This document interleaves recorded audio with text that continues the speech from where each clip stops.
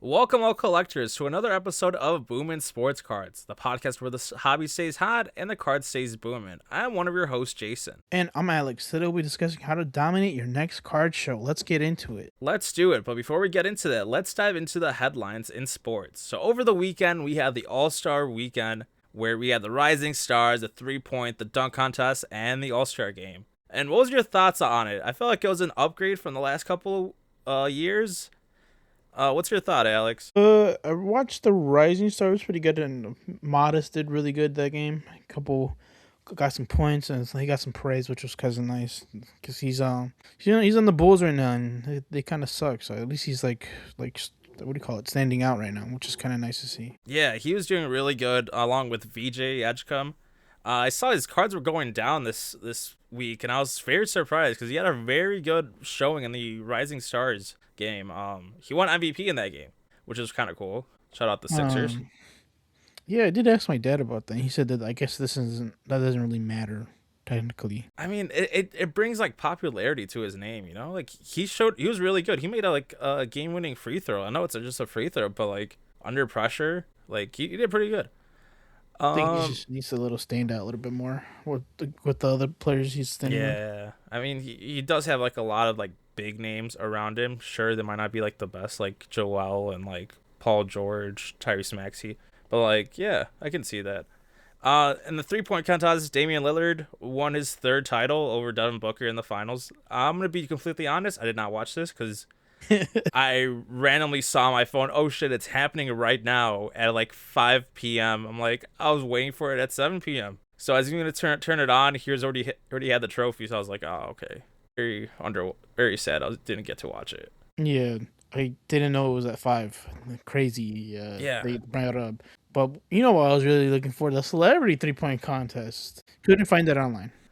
I heard. Couldn't find that on TV. I saw the highlights of it. It was so ass. I know our boy so Caleb was in it, and they were clowning him.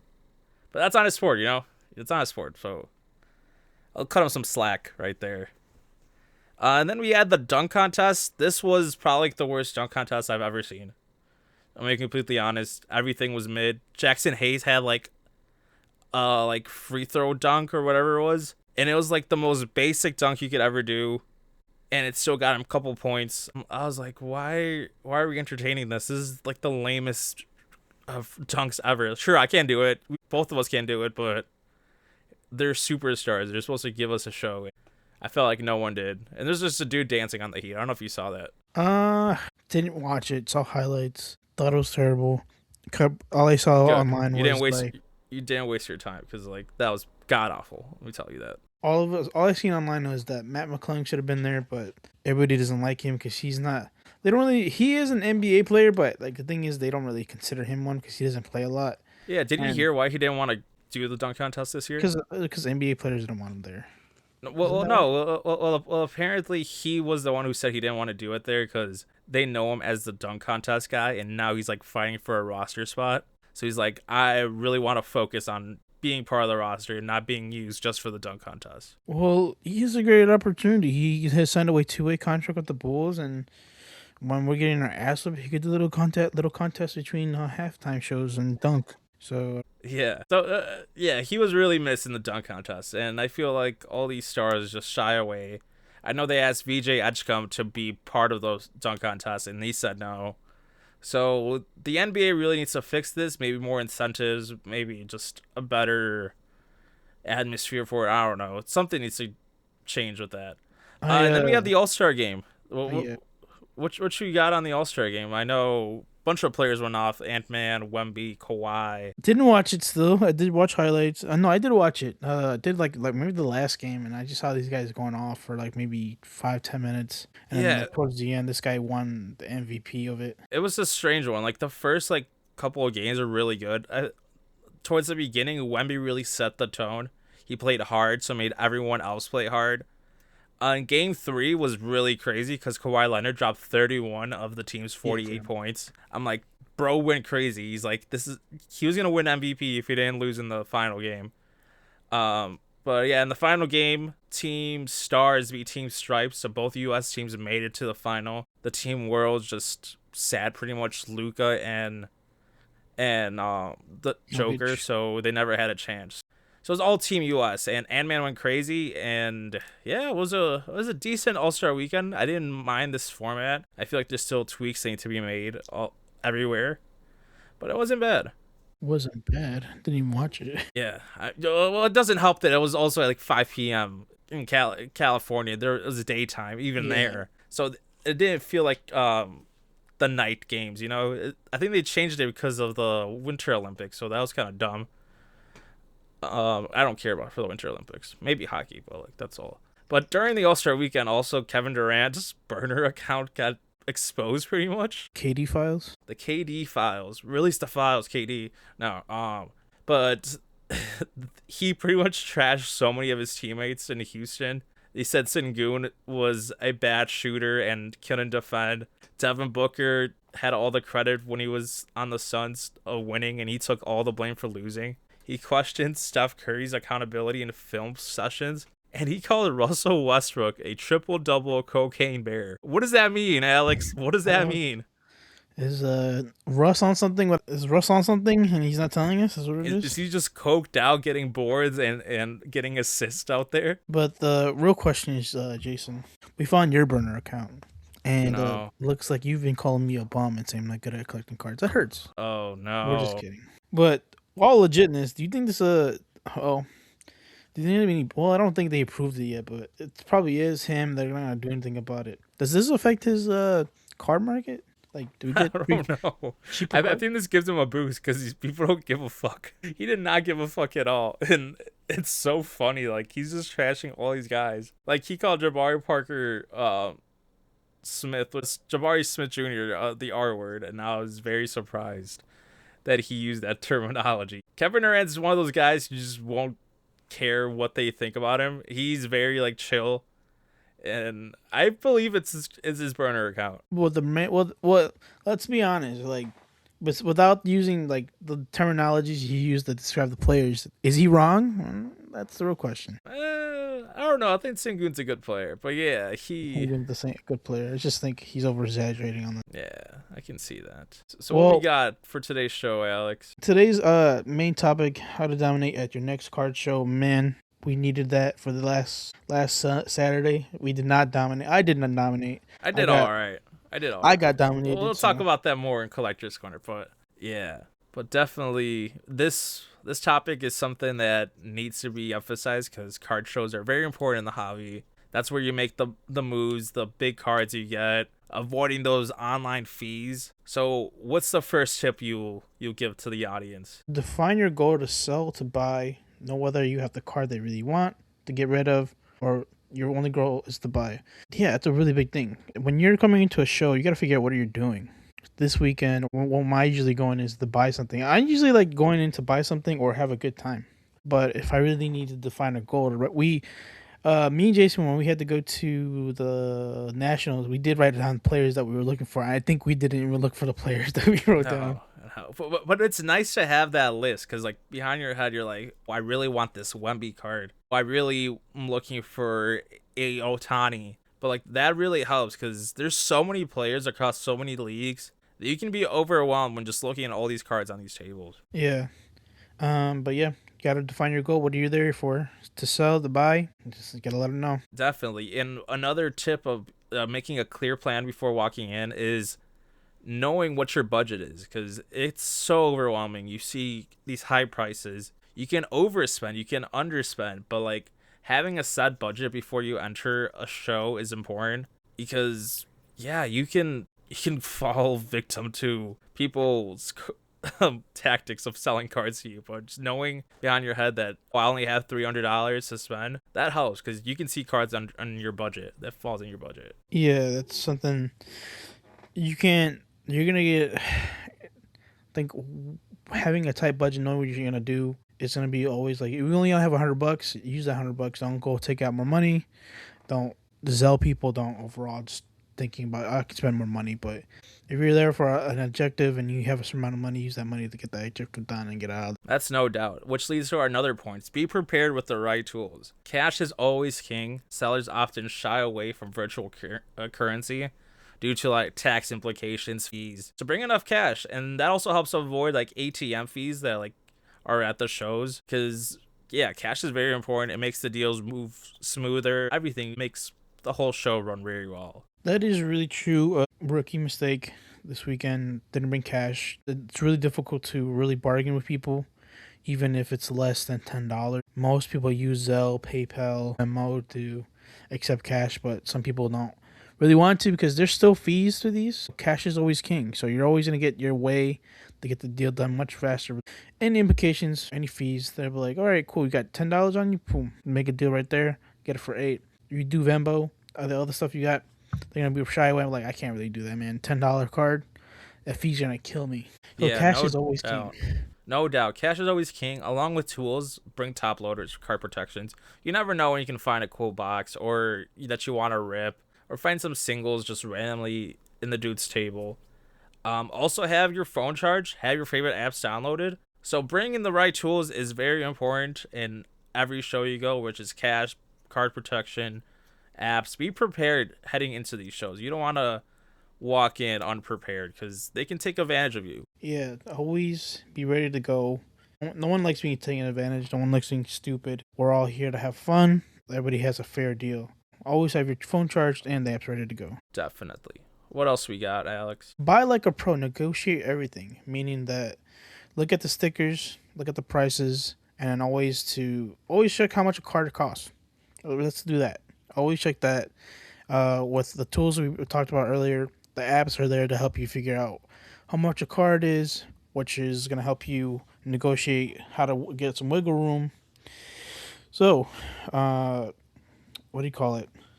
What is one of the best ways for you to negotiate, Jason? I like to bundle sometimes. I feel like if you bundle one or two cards, obviously it doesn't mean you have to do it every time, but like if you find two cards that you're interested, that helps bring down the price a lot. That gives you leverage when making a deal. Obviously, all these sticker prices that you see aren't always fair. And sometimes, and for the most part, they have wiggle room to negotiate. So I like bundles. Bundles is a big thing that gives you the best deals on multiple cards. And overall, it's really good. Great example, Jason. Doesn't feel like you bundle those cards. You don't feel like you got cheaped out on some cards. It feels great. You got multiple cards you really wanted. Don't over negotiate and burn bridges, meaning don't go too hard on a deal. Don't make anybody mad. Know when to stop and restart a deal. Negotiate. So it's just you got to be patient with people. They're gonna be patient with you. Don't be disrespectful, and don't push it. If they say no, and then you keep pushing it, they're gonna end up not wanting to sell you cards at all. Yeah, sometimes it can leave a sour taste on both sides. Like if you both go way too hard, it can get intense in those negotiations, and sometimes it's better just to stop, walk away from the deal because it's affecting both of you guys, or sometimes even restart the negotiation deal. Sometimes if you're doing with those bundles, just be like, oh, how much you want for this card? Okay, so now what if we add this card? So it's important to like be calm, negotiate within reason. You don't want to burn these bridges because the hobby's the whole community, and you will see this guy eventually in another show. Yeah, negotiate like a pro. It means everything in the hobby, and you don't want to be victim, and you don't want to have a sour taste on people's mind. You know, like you want to be a good seller and good buyer. Be a good seller, be a good buyer. It's a community-based thing. Names do get thrown around, so if you're a bad person, not a bad person, bad like buyer, seller, your name will be thrown around in community. So definitely. Always be respectful.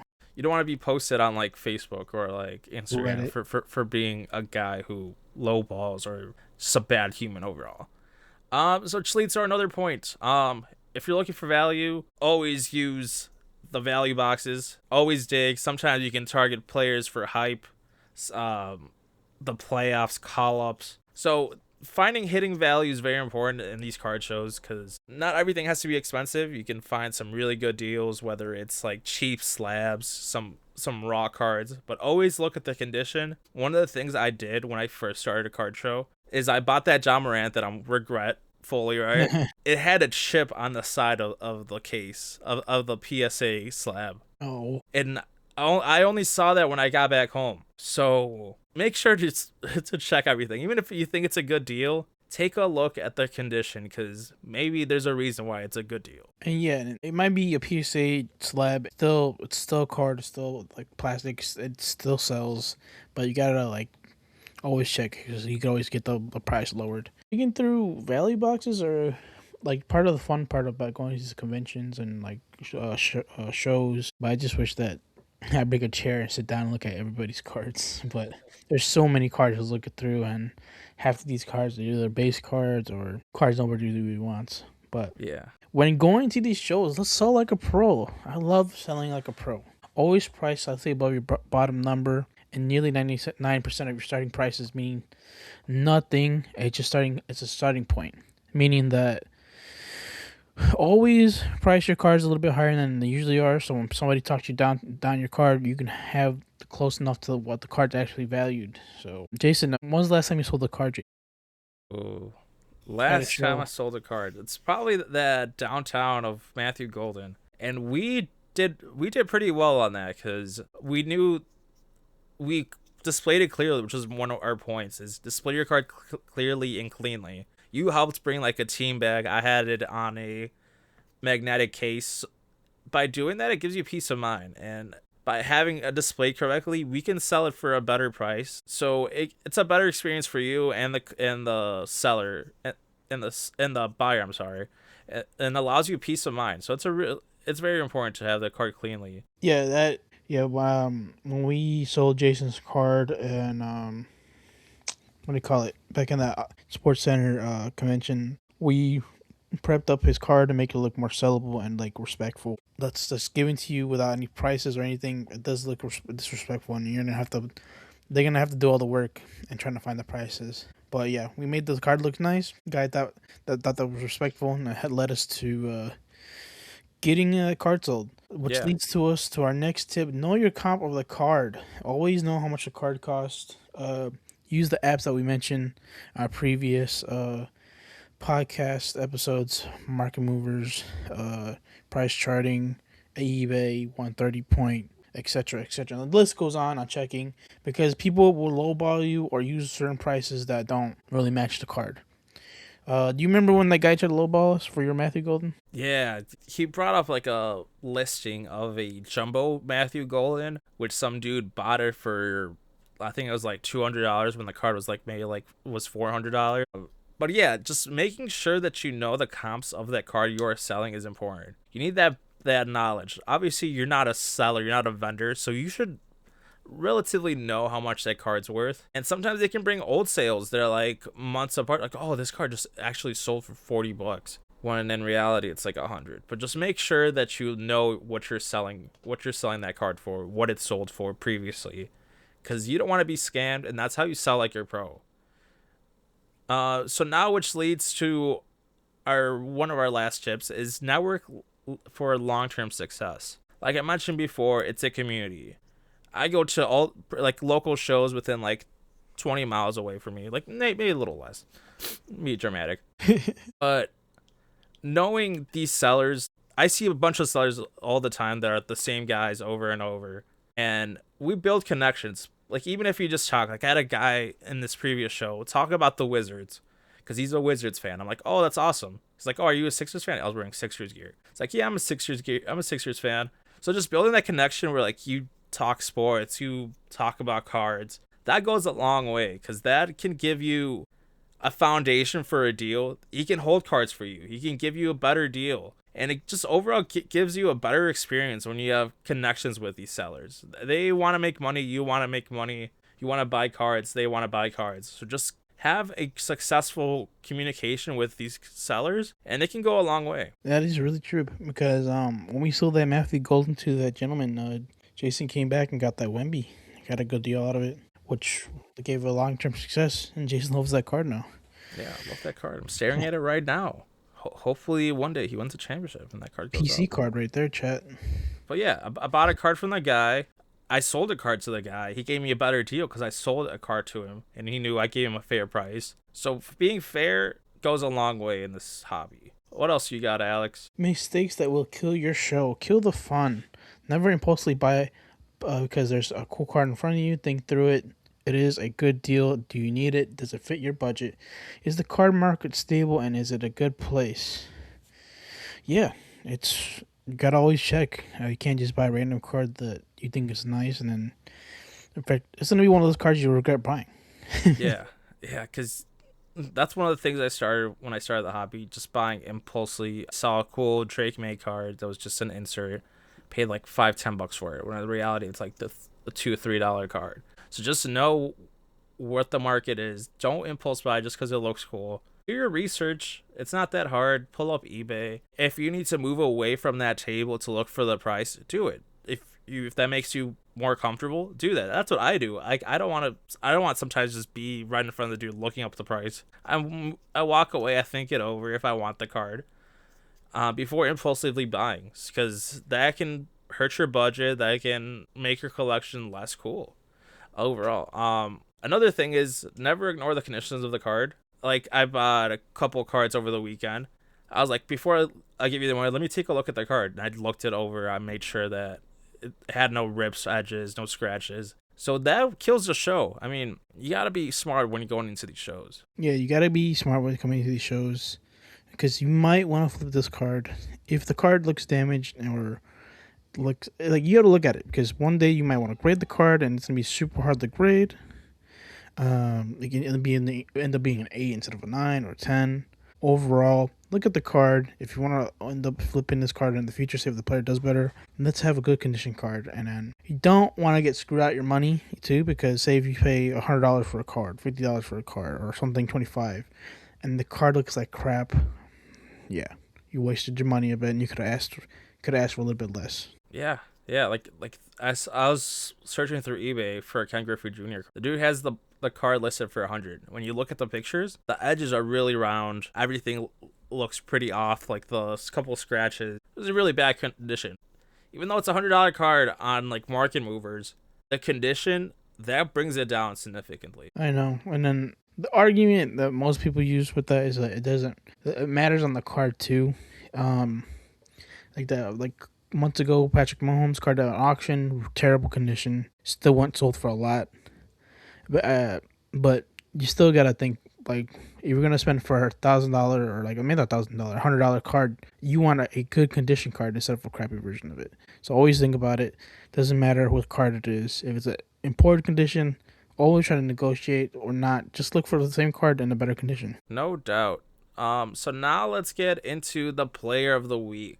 So this week's Booomin Sports Cards player of the week is a young electric talent from Barcelona, Lamine Yamal.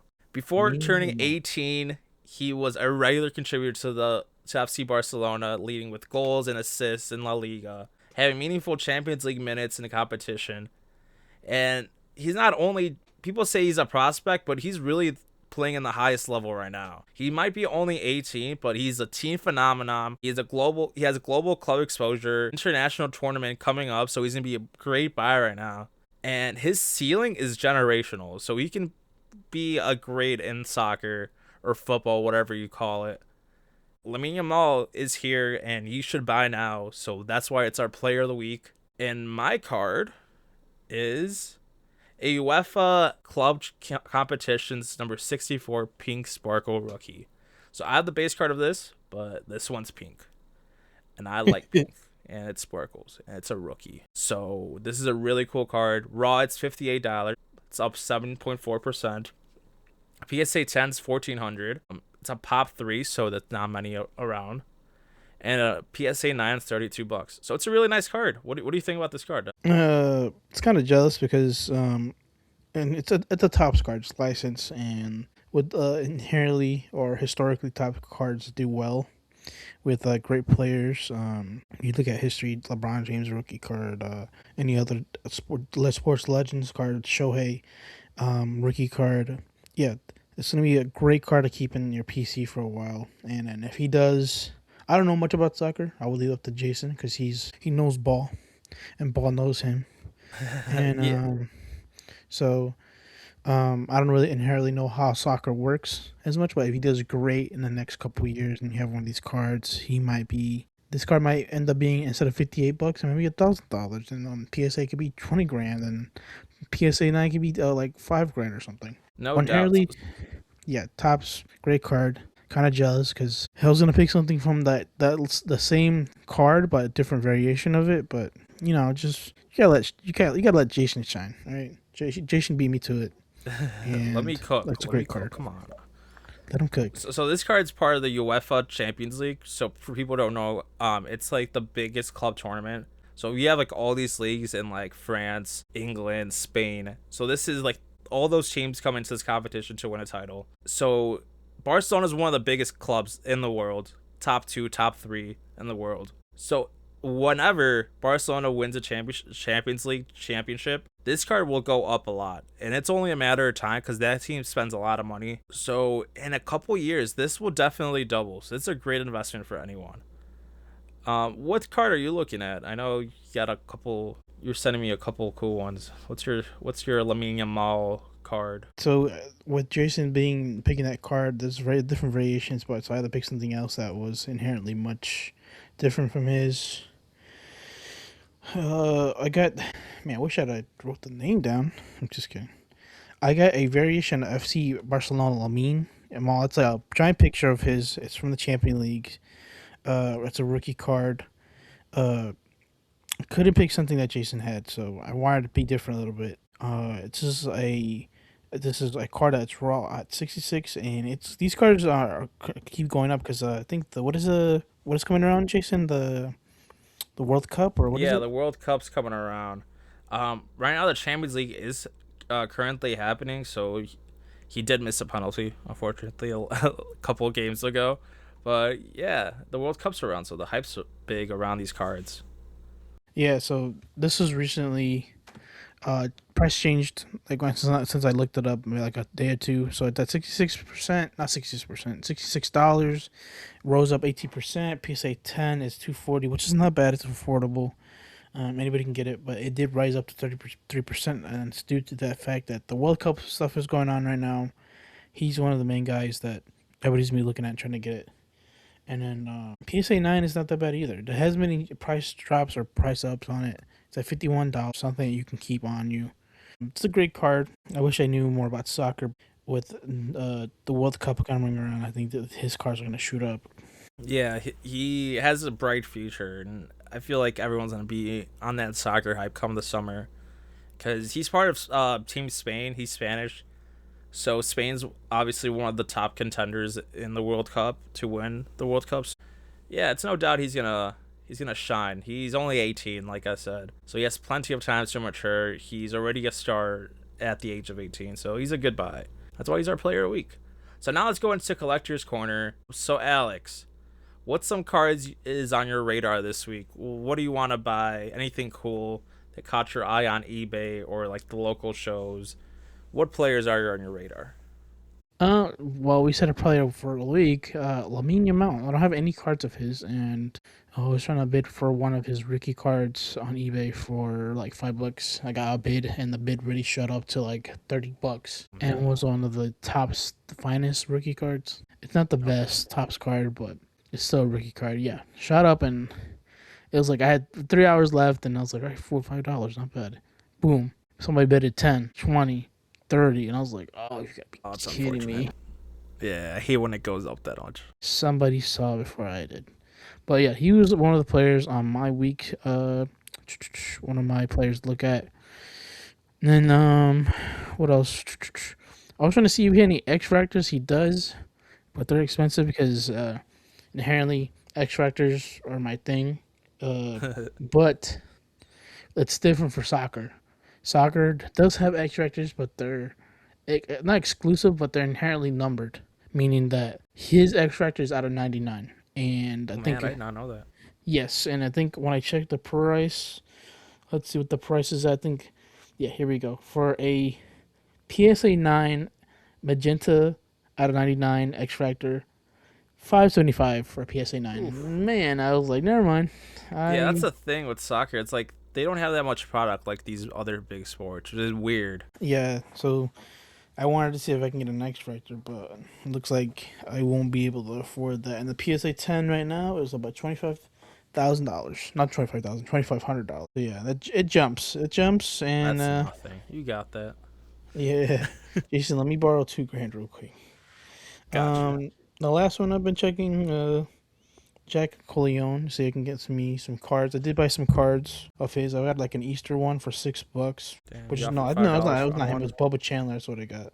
But yeah, that's what I've been up to. Just trying to figure out what players am I missing from the PC that are like gonna be historical. And I thought Lamine Yamal gonna be on one of those players. Players I was looking at was just a bunch of legend rookies.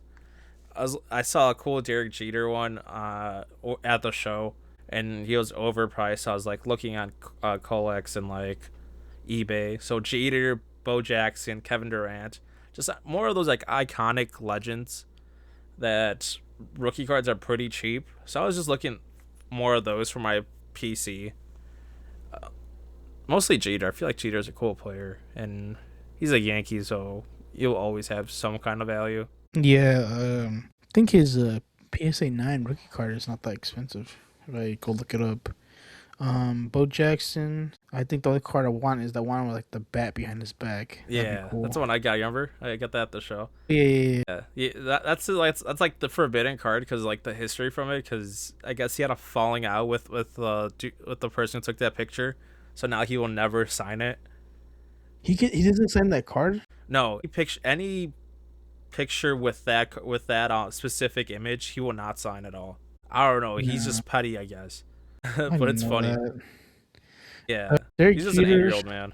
He's an angry. Derek Jeter's rookie card is $8. Not bad. Okay, No, you yeah. kidding me? But another player I was looking at, Anthony Edwards.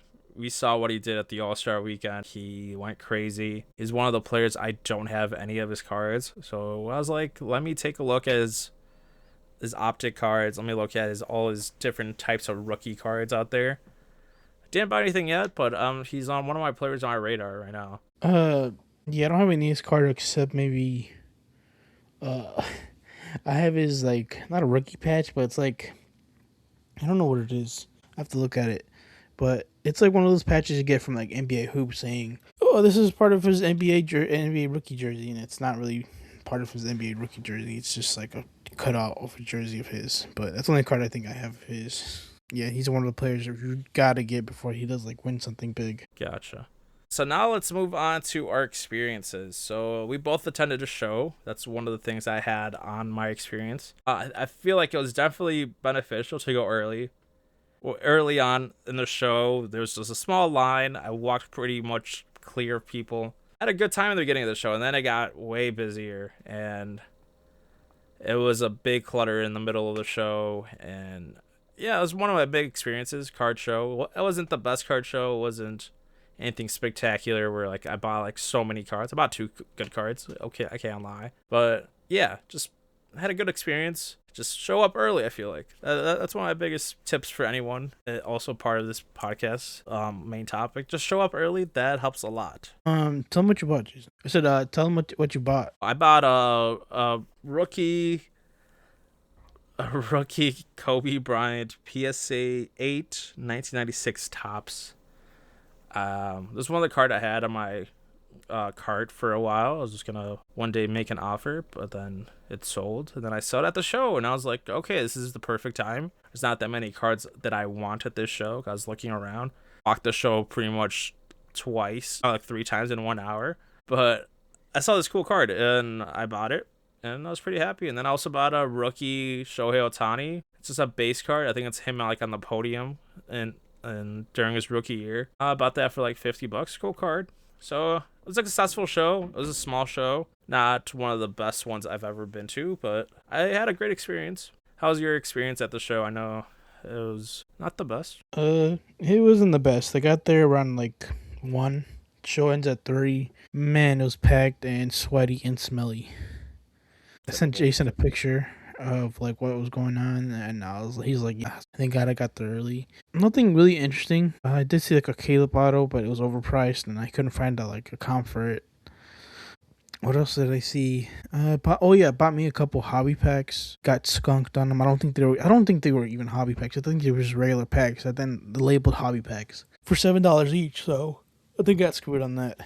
Overall, I think this wasn't the best show to go to, and it was just crowded Yeah. and smelly and sweaty and heat, and it was super hot in there. Yeah, you can't win them all, but yeah. It was hard to get deals because I was looking through it. I walked so many times through like these tables. I didn't see anything cool.